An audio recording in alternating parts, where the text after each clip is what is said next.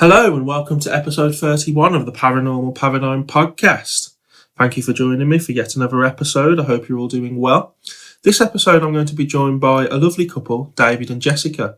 Now, David and Jessica host the Shadow Chasers show, which is part of the Keep On Chatting network.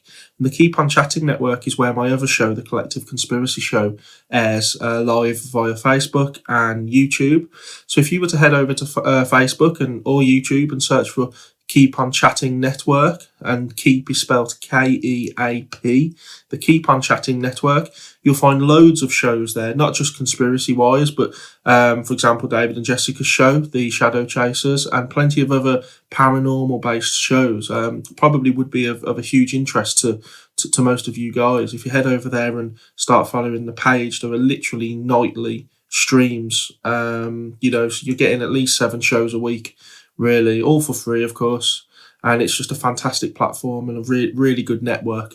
And that's how I came across David and Jessica. They were kind enough to interview me on their Shadow Chasers show. So I thought I would return the favour and get them both onto this show.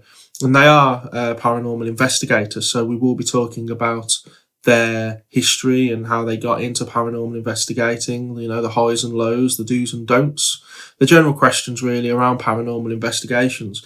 And I find it really interesting because whilst I have very firm beliefs and opinions on how I would conduct an investigation, it's really interesting to chat to other people and find out how they would conduct investigations, because I find that the variety is really what makes it so interesting, because you can go on different investigations with different people, and they might have a slightly different approach to you, and that's not necessarily a bad thing. That just means that you can learn from it, maybe. And sometimes some people do things that you might not do yourself, and that's absolutely fine, but no reason to knock what they're doing. But also there are plenty of times really that you can come away from it having learned something yourself, something that you can then apply to your own investigation techniques as well. I also just want to put a brief mention out there that I am now very, very close to finishing my second book. So for those of you that aren't aware, I do currently have a book for sale. It's on Amazon. You can have the ebook or the paperback version, or you could contact me direct if you wanted me to post you out a signed copy. And that book is An Introduction to Paranormal Investigation. And that was really based around techniques and equipment that's used, and it was aimed at people just coming into the field, as beginners really. And it was born out of my frustration of people coming onto events under what I've now called the most haunted experience, where they would expect people to be possessed within 10 minutes, things to be flying off the tables within 10 minutes. And when that wasn't happening, they were visibly bored, they were frustrated, and they had this whole false illusion, really, of what paranormal investigating is, and it isn't what they thought it was. So I thought I would try and write a book to describe to people, what it's about, the basics, what they can expect, the equipment that would be needed in order to kind of carry out a basic investigation. And the new book is going to be titled Experiences of a Paranormal Investigator. And it's kind of a continuation, really. So these people that would have read the first book and have gone out and started investigating, they would, of course, begun to experience things. And the whole idea of this new book is to explain those experiences and what it might be that they're experiencing, how to debunk it maybe. So it might not always be paranormal, of course. And really just to take them on this journey. And I've broken the book down into categories of experiences, so audible, visual, interference, just different kinds of categories that I've broken down all of the interactions into. And obviously it's going to be intermingled with plenty of my own experiences and fellow investigators' experience as well. So it should be an interesting read for anyone that would like to buy it. Of course, it's not out for sale yet. I've just had the first draft of my front cover come back to me, and it looks fantastic. I've requested a few tweaks, but it does look really good. So for anyone who hasn't yet purchased the first book, it is available on Amazon, or you could just contact me direct if you'd like a signed copy.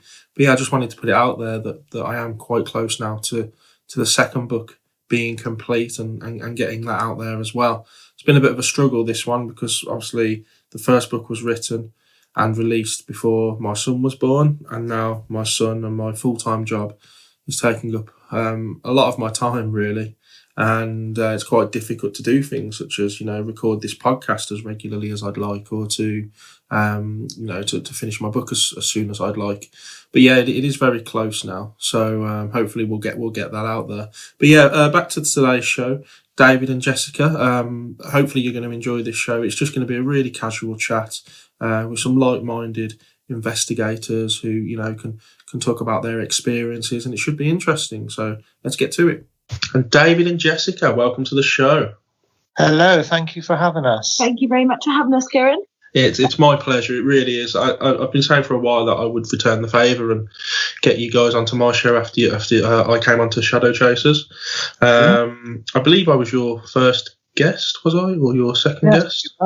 You was back in, I think it was back in November.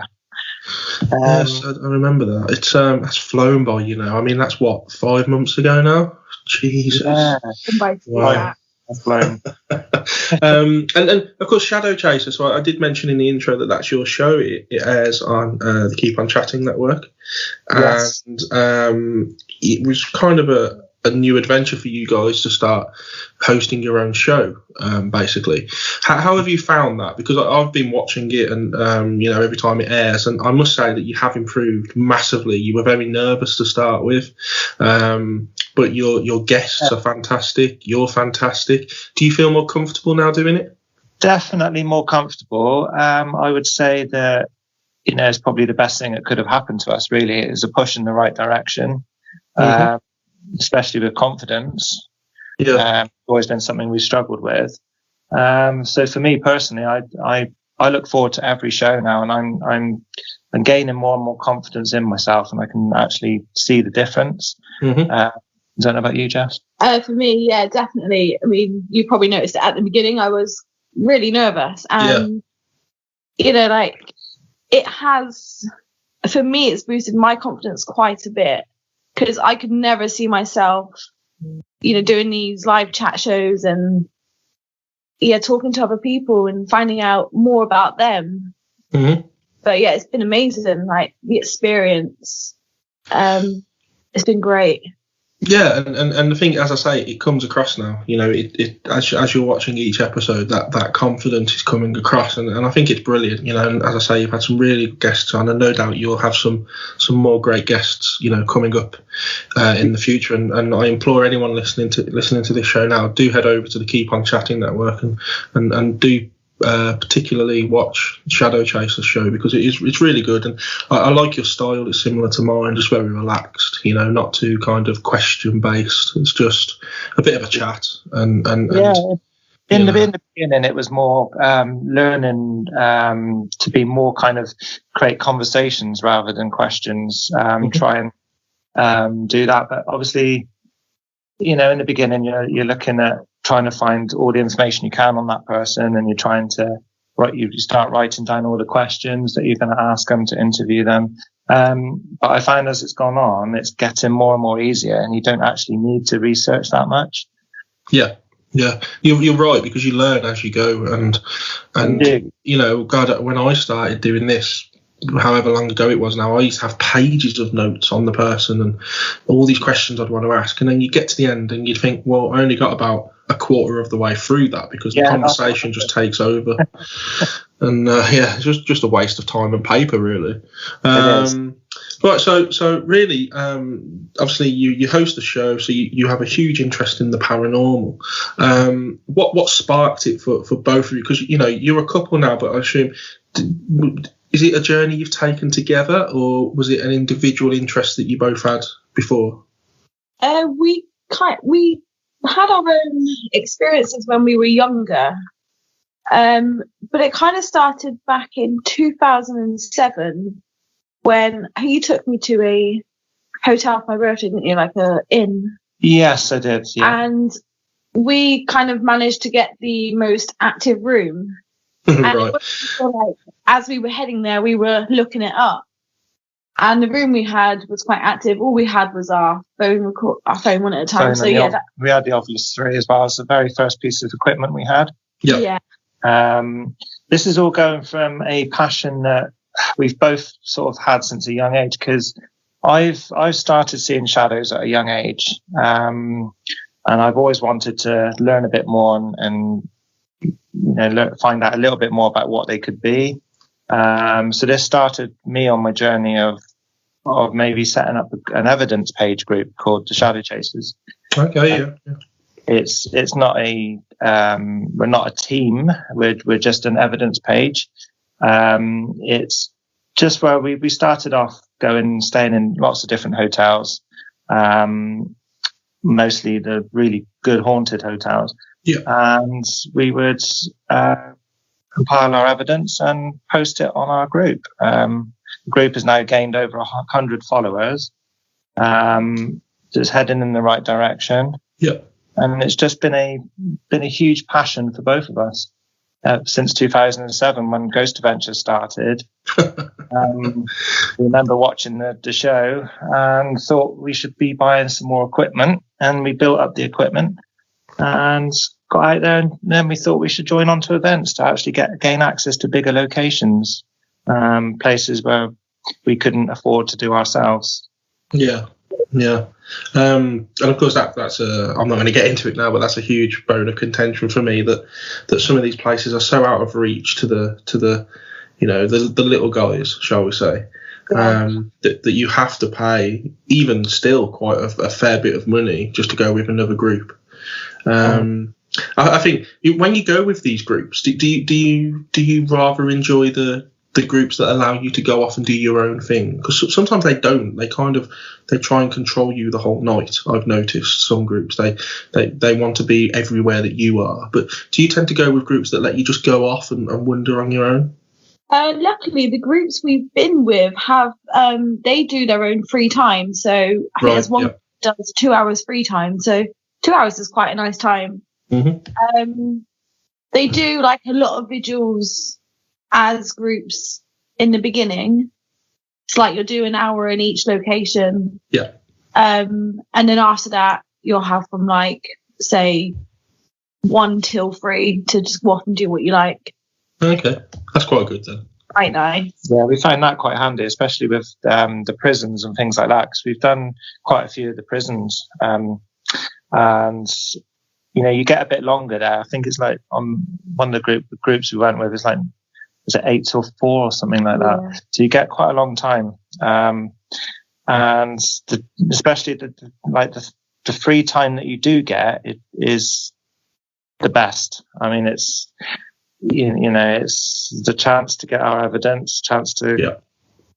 We do sometimes go live as well from that point generally. To our group, just to show people where we are, what we're up to, and if we can catch any evidence live. Yeah, okay. I'm really interested in the shadow thing that you mentioned, because as you guys know, I'm working on this new book, and part of that is talking about the visual side of things and the shadows that you can capture. And I mentioned in there that shadow people, it's almost a phenomenon on its own, isn't it? Within the paranormal world, people see shadows, but there are researchers out there that have done so much work into a phenomenon known as the shadow people. Do you think that that's what you guys have been experiencing? Yeah, I would say so. I mean, it was really. I mean, my first one was probably when I was around about 11 years old. I seen something go up some stairs, and it had it was kind of in a black cape, and it didn't have any legs. It just wandered up the stairs, and it had me thinking, what could this be? Is this something have I actually just seen this, or I wasn't too sure, because you're not sure at the time when you see a shadow. You think, was that just something at the corner of my eye, or yeah, what actually was that? But yeah, I don't know if they're classed as a different type of spirit entity, or whether they are part of the same entities. I'm not wouldn't like to say, because I know they're the most common that are seen. I think there's a I think her name's Heidi something, and she did a huge amount of research into shadow people and what's known as the Hat Man. And the Hat Man is this kind of worldwide phenomena that people witness all around the world, and that's what fascinates me, because if you go to a particular location, you might see the same ghost, but it's only ever really at that one location. But this particular entity has been spotted worldwide, by hundreds of thousands of people, essentially. Yes. And that's what makes me think there is potentially something in them being their own kind of subcategory, shall we say, of the spirit world. Yeah, I agree with that. With shadows, like with shadow people, you generally see it out the corner of your eye. Yeah. I mean, I've seen the shadow where I've stood there and I've stared at it. Like, it has not moved.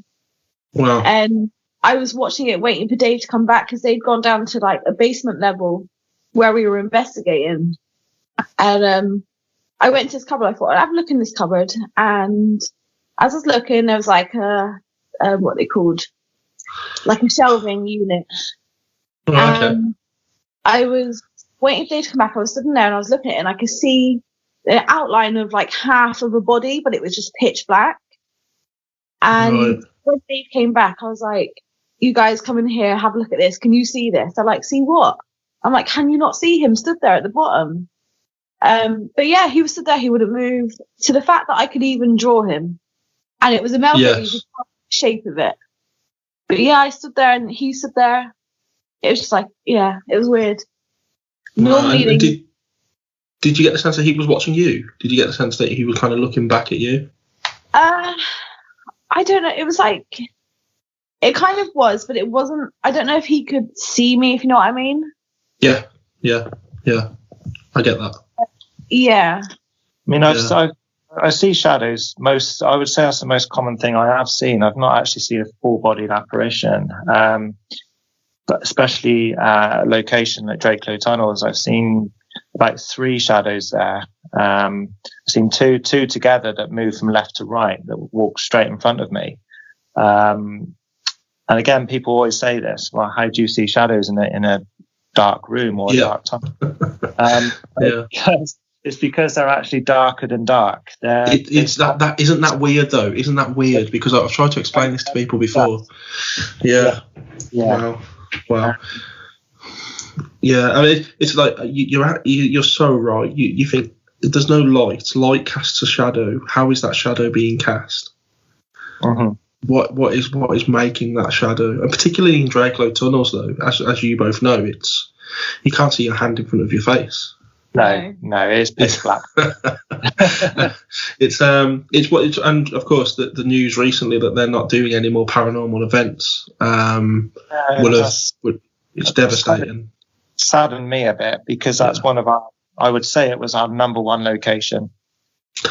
I think I'd probably have to agree with you. And of course, for me, it is literally like 7 miles up the road or whatever it was.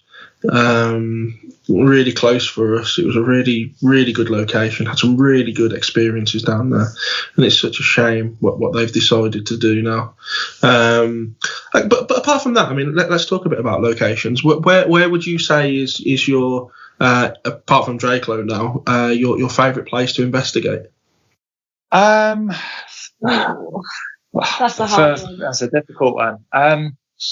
For me, I mean, I would say the prisons always gain a lot of activity. You get a lot of activity at the prisons.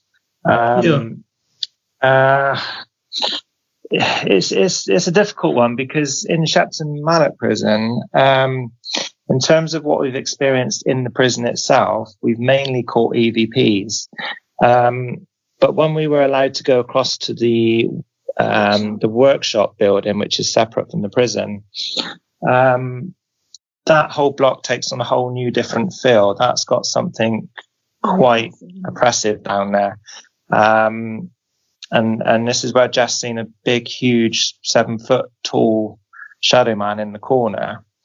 And it's also where I had a brief, I don't know if it's what you would call an attachment, or an oppression, just due to the fact that my mood changed for about 4 days. I couldn't shake it off. It seemed to follow me back home. And then after the 4 days, I was back to my normal self. So I don't know if that's classed as an oppression or if it's classed as a... No, that's interesting because I assume you would practice things like protection and stuff. Yes. So to have it still follow you home, I mean, how did your mood change? Did you get like I went depressed? into depression mode, where it was to the point where I didn't even care if I was still here or not. Wow. It got that low, which isn't like me because I'm quite a happy, bubbly person. Enjoy my life. But it was one experience that will always stay with me. And I just remember coming out of the workshop in a flood of tears. Because I actually felt something shove me in the back of my back, at the time it happened. And whilst we were down in the basement, then I come over quite tearful. So then I came out of the prison. I kind of came out and just sat there for about an hour, and I was refusing to move. And because Jess was saying, let's just go home, because obviously what's happened is quite a big thing. And I didn't want to leave. I was sat outside, in the prison itself, but outside of the workshop, just in floods of tears. And I don't know why, because we've been to that prison 3 years, and for around 3 years, and it's been week in, week out, where we've investigated it quite full on at times. I've never ever experienced what I experienced that day. That was a complete first, and I'm guessing because we wasn't allowed to go in that workshop before, we didn't have a chance to investigate it. But it's an interesting place. Jessica, David mentioned that you saw a 7 foot tall shadow man. Yes. We were doing an investigation in the basement, and we had a load of REM pods, meters, alarms, everything set out. Dave would keep walking off, everything would go off.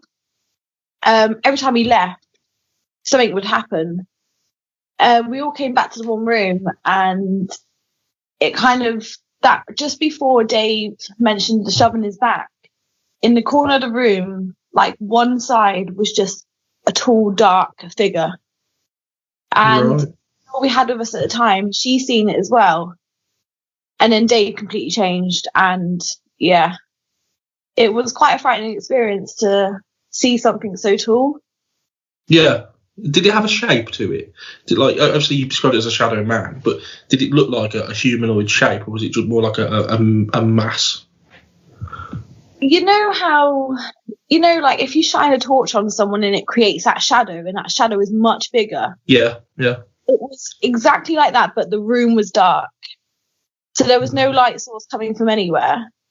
But yeah, he was pretty tall. And do you think that that is what possessed Dave? Do you think that is what the same thing? It's possible because of how it was down there. Like every time Dave walked away, something would happen. It was like, because I was on my own as well. Yeah. So we would split up. So every time he walked away, which he never does, I don't know. I think it could have been the same one. It's possible. Now, my theory with this, Kieran, is if an energy wants to come home with you, it does so for a few days and then loses energy and has to go back to its original place. Do you believe? That's a very interesting concept. I've never thought about it like that, but no. Okay, so when because I'm interested in how you could get so depressed in 4 days, because Well, the worst experience of my life. I to be fair, I've not been back in that building since. No. We've not been back to the prison since. Lockdown as well. And because of lockdown and everything, we haven't been able to go back in anyway. Yeah. I think I would go back with probably a few more people with us. and obviously be a bit more cautious. Yeah. But yeah, it's made me that kind of scared, and that's not really me, because I'll put myself anywhere. I'm happy to do lone vigils in prisons. I'm happy to do it at East Drive. I've even done lone vigils up there in the bedrooms. I'm happy to be on my own, because I feel that when you're on your own, that's when you get more evidence. I wonder why that is, though. Do you have a theory as to why that would be? Whether it's because I'm guessing singling you out, maybe.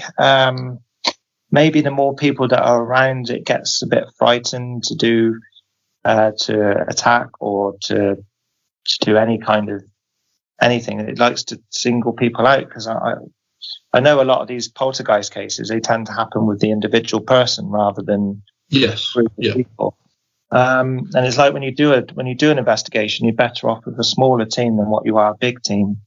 Yeah, I'd have to agree there. Yeah, you find you get a lot more evidence. Whether that does have an effect on the activity, I'm not sure, but it does seem to have.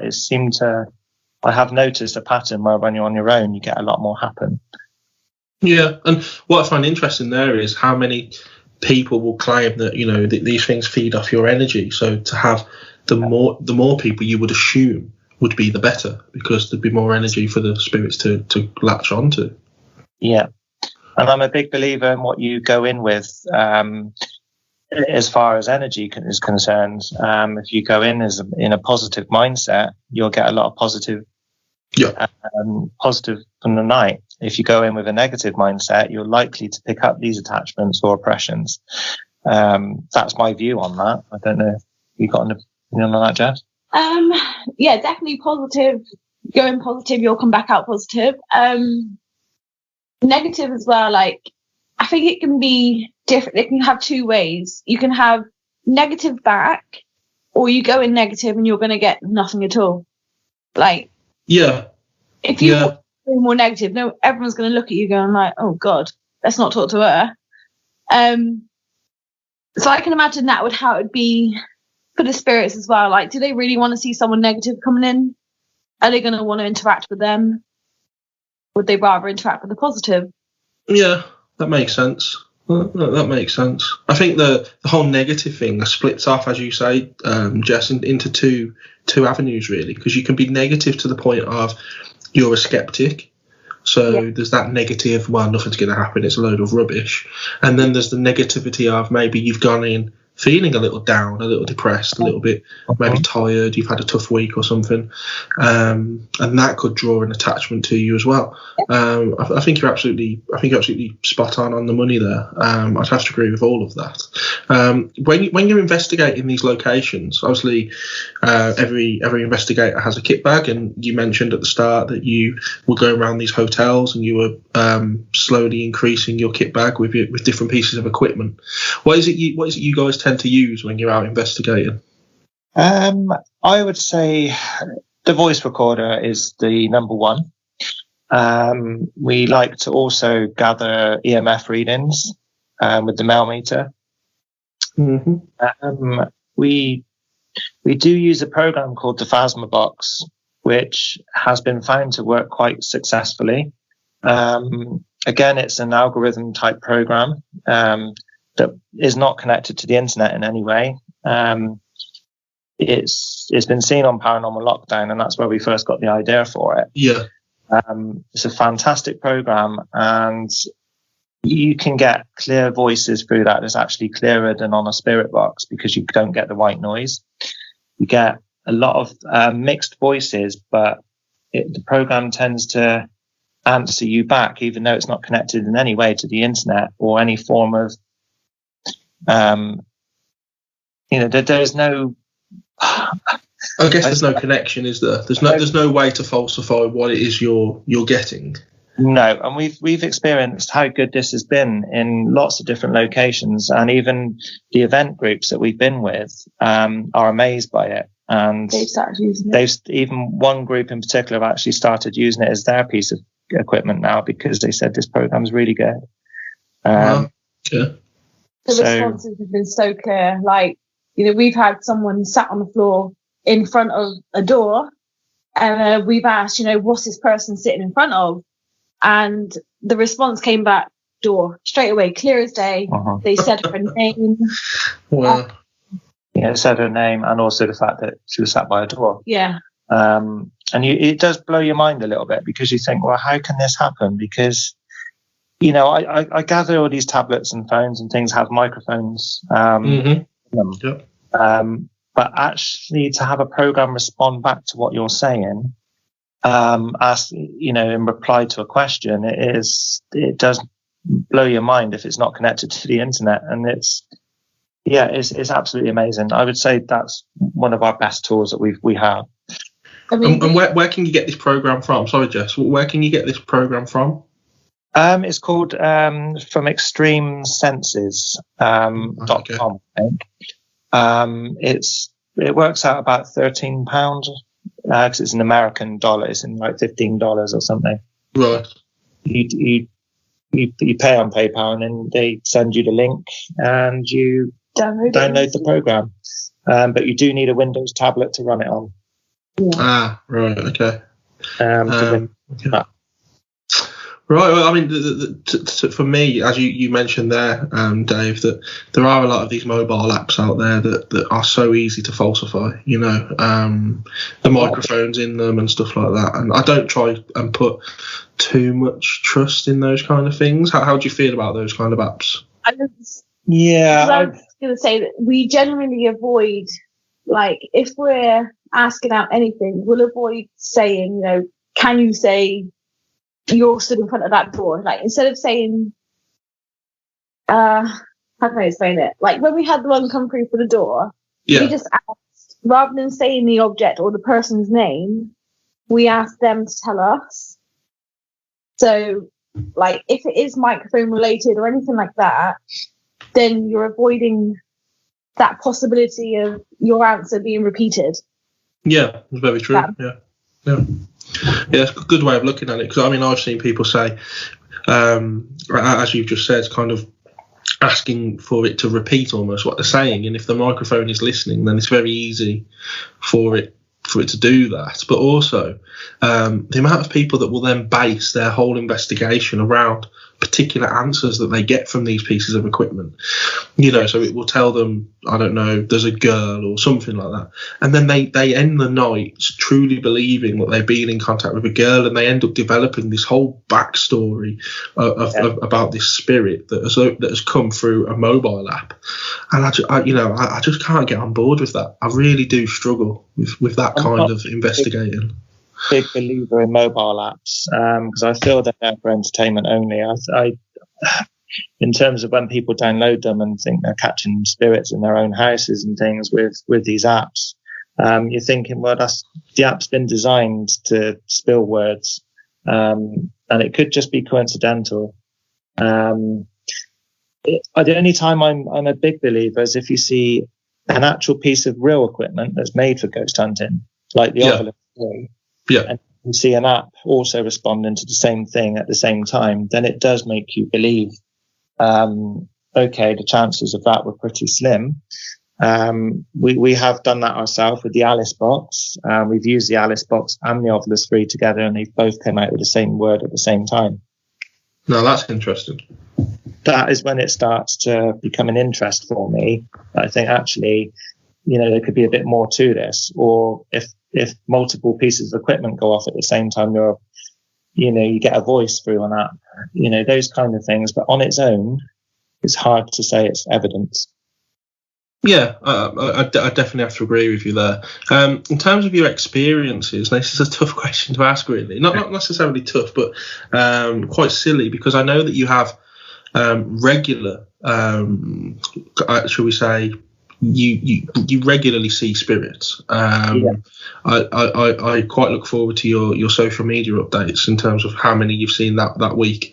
Something the other day you posted about you'd seen something standing at a crossroads or standing at a zebra crossing or something. Sorry. I was just going to say, just tell me about these experiences, because I don't get anything like this, and I'm really jealous. What it is, we started doing meditation probably going back 6 months ago. It was never anything we would normally have done. We started getting into meditation, guided meditation, and I've noticed ever since doing that, these things have been happening. It's more like your brain's getting more in tune, or you're opening up to the spirit world a lot more. Because I can actually describe these people, and I actually physically stop the car, thinking people are going to cross the road, or there's a cyclist in the road when there isn't one. And I've seen about 5 now, I would say, in the past 2 months, and about at least 3 of these Jess has also witnessed with me at the same time. Okay.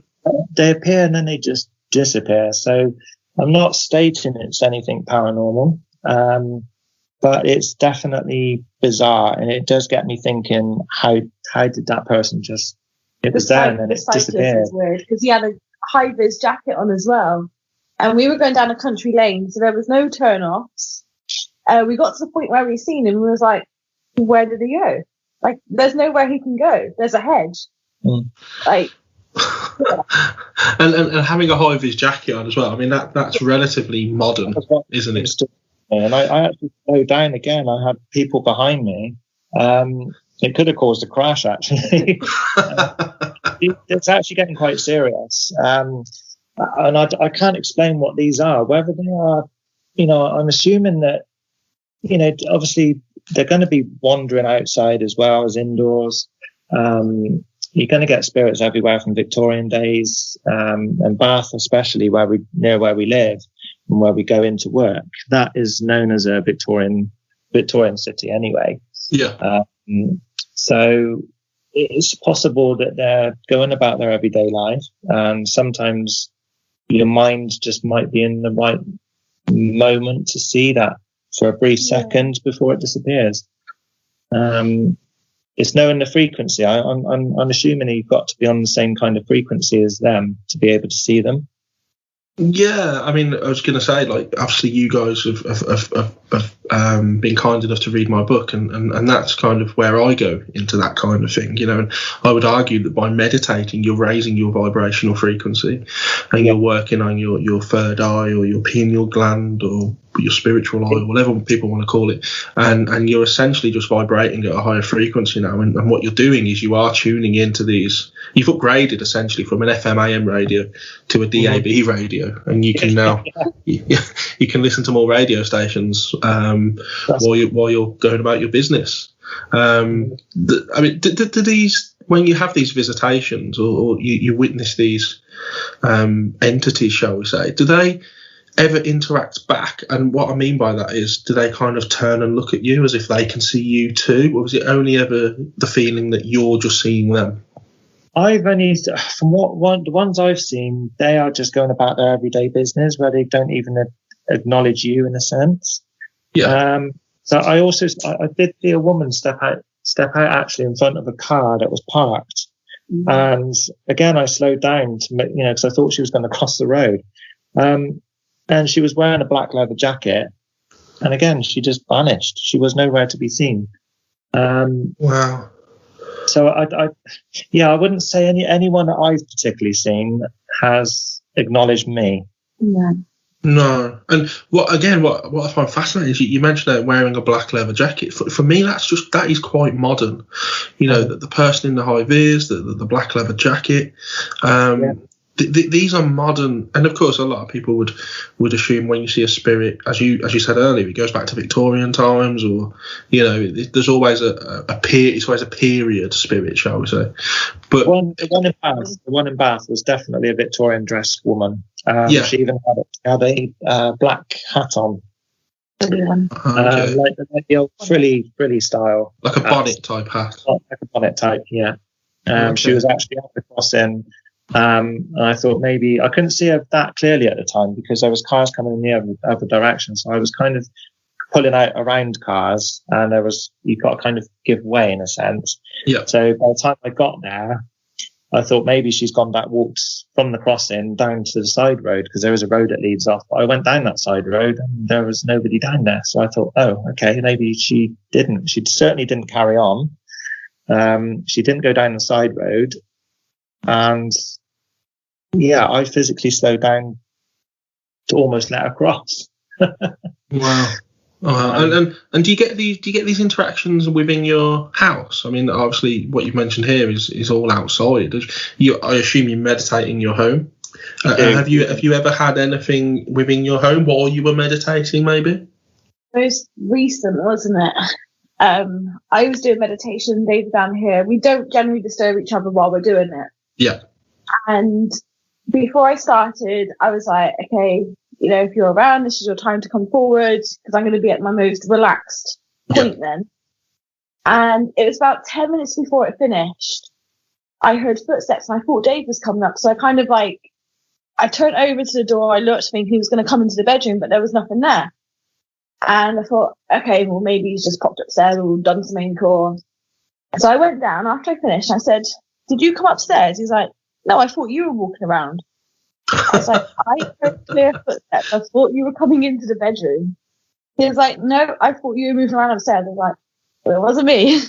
Yeah, they were pretty loud. I mean, I heard them I was down in the sitting room, and I actually heard them walking across the hallway.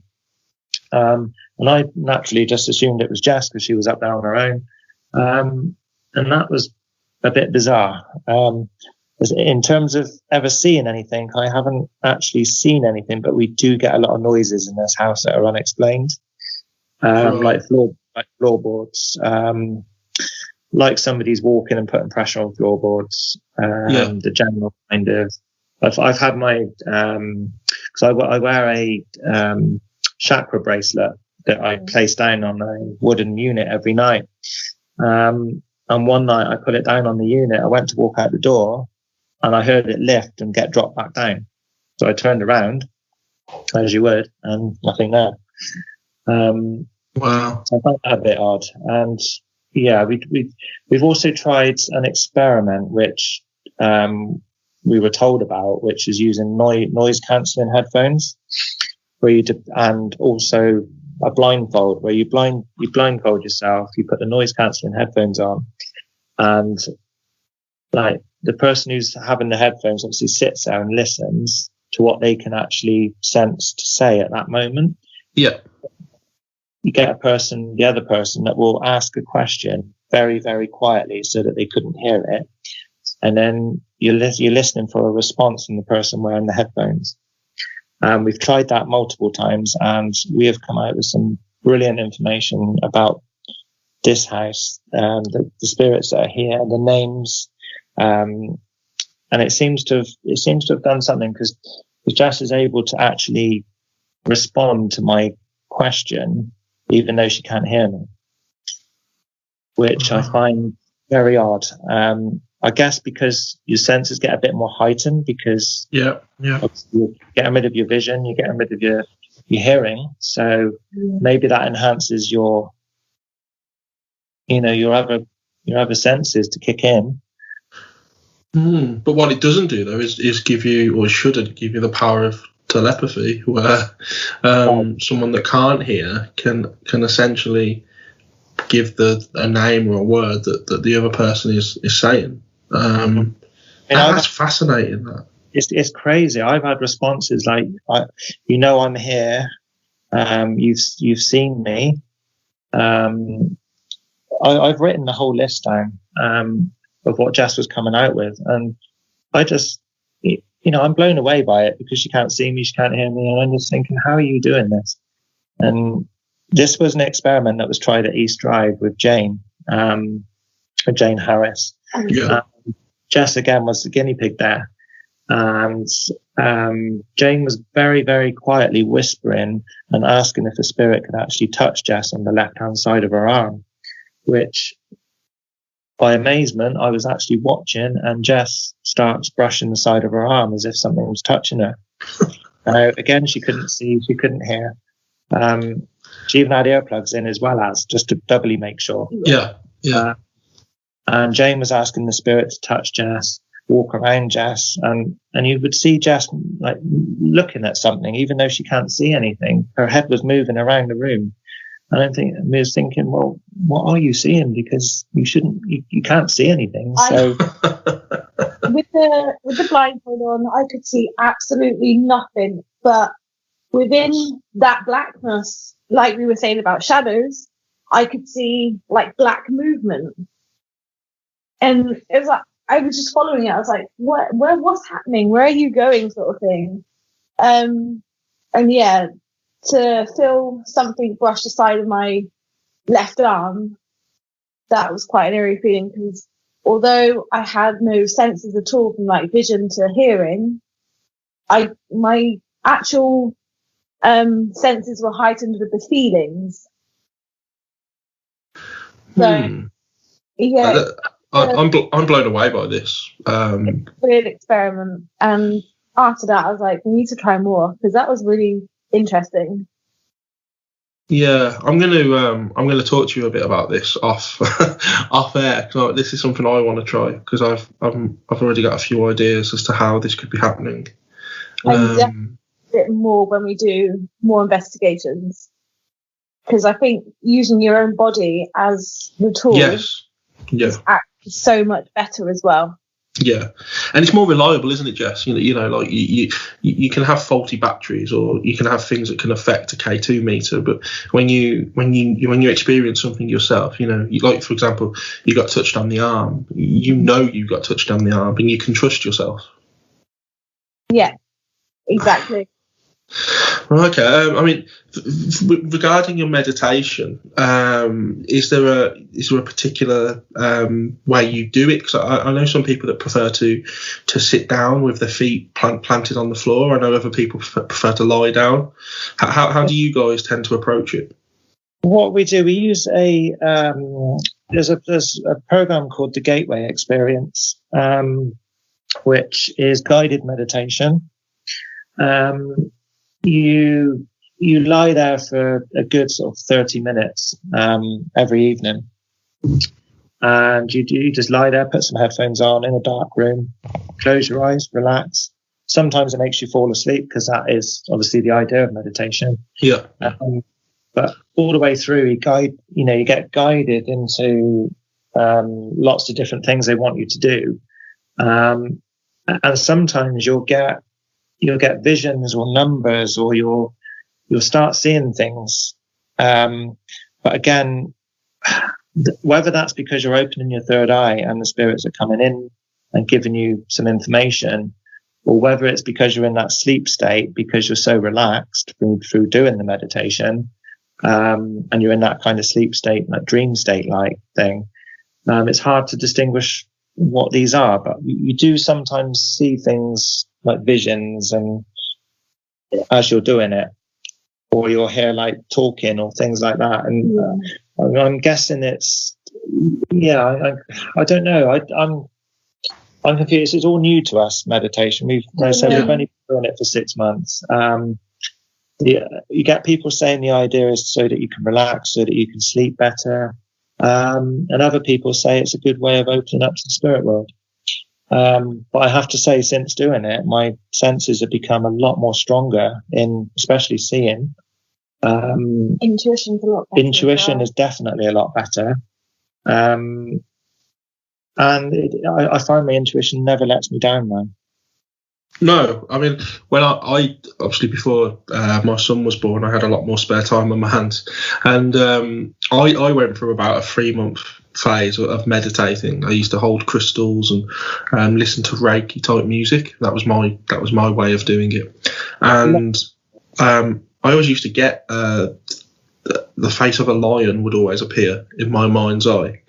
I'm not sure why. I'm not sure what relevance that has, but I did find exactly what you guys have just said, that the more I was doing it, the more I was noticing synchronicities in my life. I was noticing that things were happening more for a reason, almost as if something was guiding me towards somewhere.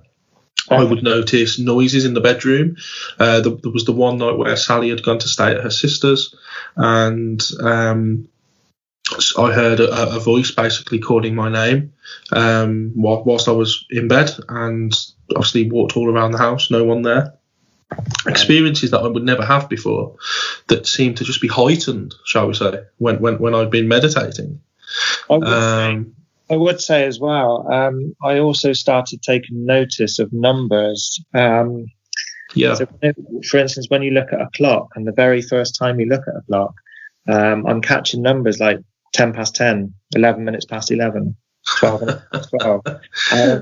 Before, I would never take any notice of this. I've never, ever began to ever take any notice. I just thought it was just coincidental.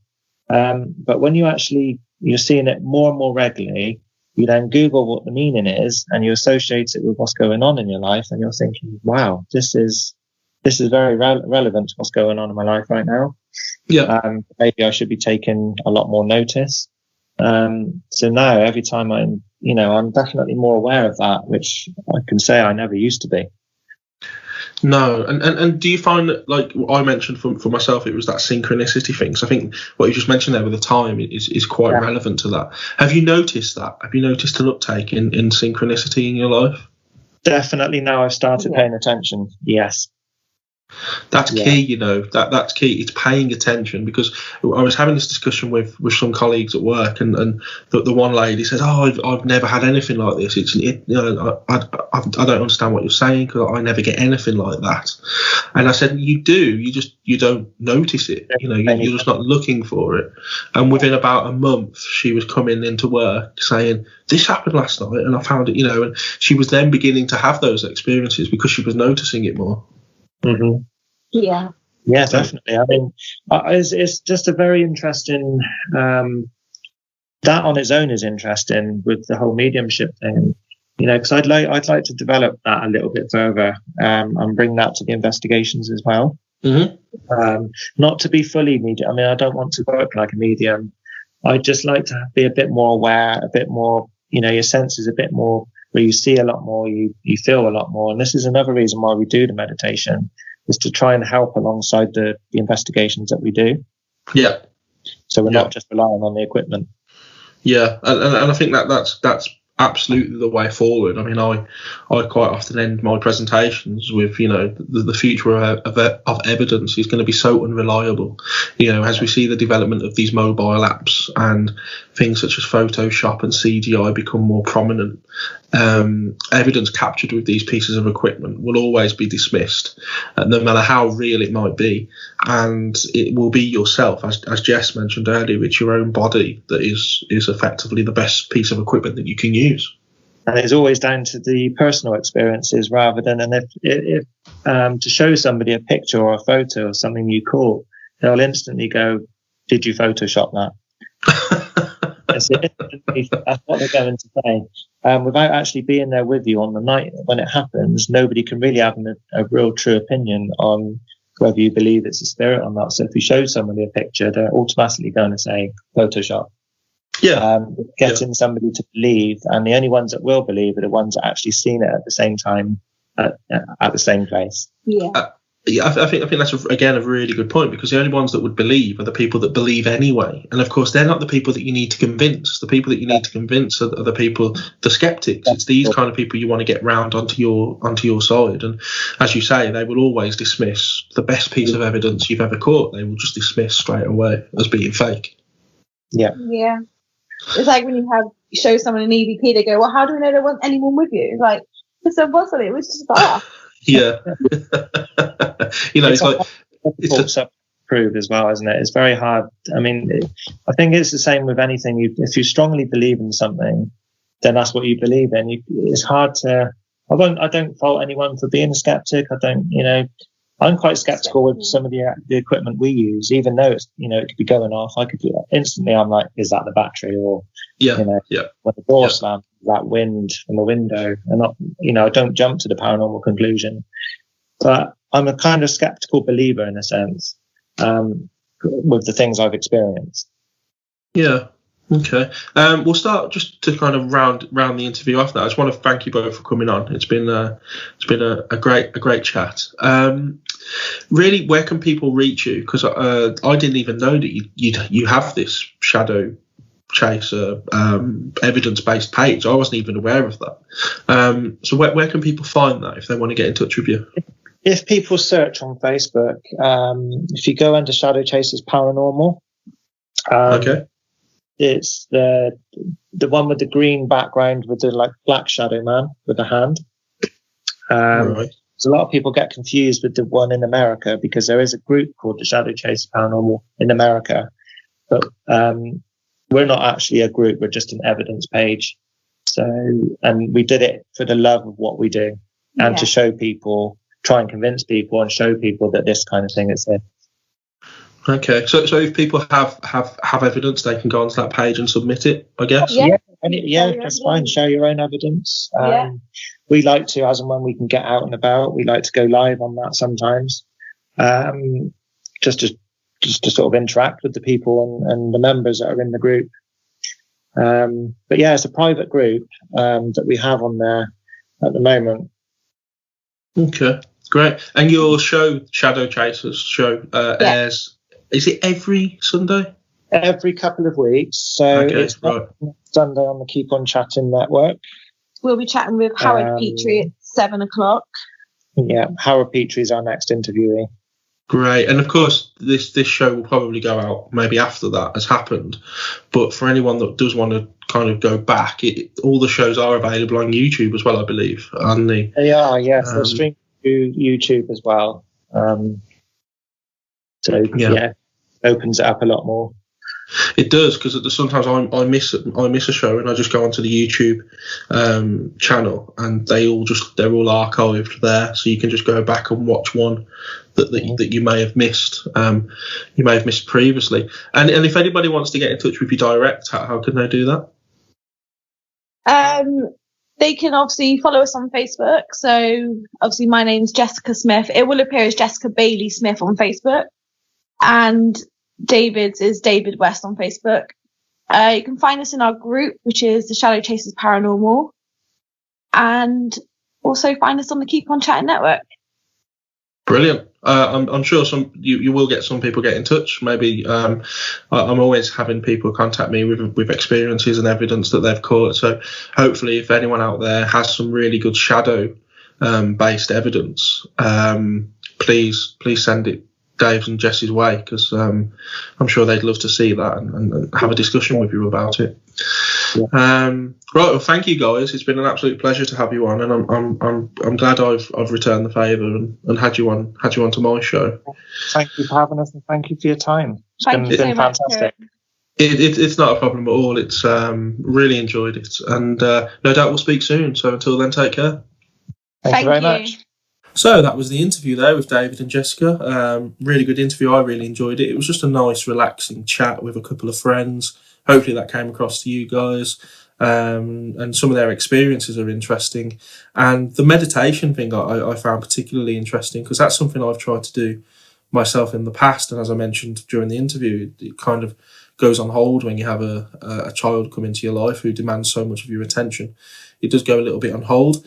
But it's something I would be interested in picking up again because, as they both mentioned, it really does increase your ability to interact with your spiritual side. I genuinely believe this, and I would argue it's because you're raising your vibrational frequencies in order to interact with these entities, these beings that are operating on these outside frequencies. And you can do that by meditating and different ways of meditating, as we discussed. You can sit up, you could lie down, you could listen to music, you could listen to talking, which is known as a guided meditation. But give it a go, guys, and be interested to get some feedback from you all to see how your meditation is going, to see if it is helping with your spiritual side of things. And I'll make sure that when I start doing it, I'll update everybody during these podcasts to let you know how it's going. The other thing that really fascinated me was that experiment that they mentioned where they're blindfolded, they can't hear anything, and someone is asking questions of them essentially, or asking the spirit to do something, and it is happening. Now, this could really fit into the theory that I've discussed before, where you're effectively manifesting your own experiences, you're manifesting your own paranormal activity. And I think I'm going to talk to David and Jessica a bit more about this when I catch up with them next time, and try and drill down how they do it, the rules of the experiment and how they conduct themselves. And I'm going to give it a go and see how that pans out. And again, I'll feed back any evidence that I get, because I'm really interested in that. And I'm really interested in looking at it from the angle of my theory, where you're manifesting your own reality, so to speak, and your own paranormal experiences. But thank you, as always, guys, for joining me. Hopefully that was another enjoyable episode. It is again becoming difficult to get these podcasts recorded, but hopefully I can get another one done relatively soon. We can just keep bringing them out whenever I have the time. Don't forget, I do host a bi-weekly show, The Collective Conspiracy Show, which is on the Keep On Chatting network, the same network that Dave and Jesse's show, Shadow Chasers, airs on. You can get that retrospectively on YouTube or the Keep On Chatting network channel, or you can catch it live every other Monday, 8 o'clock UK time, if you just head over to the Facebook group and join in there. But yeah, thank you guys for joining in. I hope you're all doing well, and whatever situation you're in around the world currently, hopefully you're making the best of it, and you're looking after yourselves. And until next time, take care.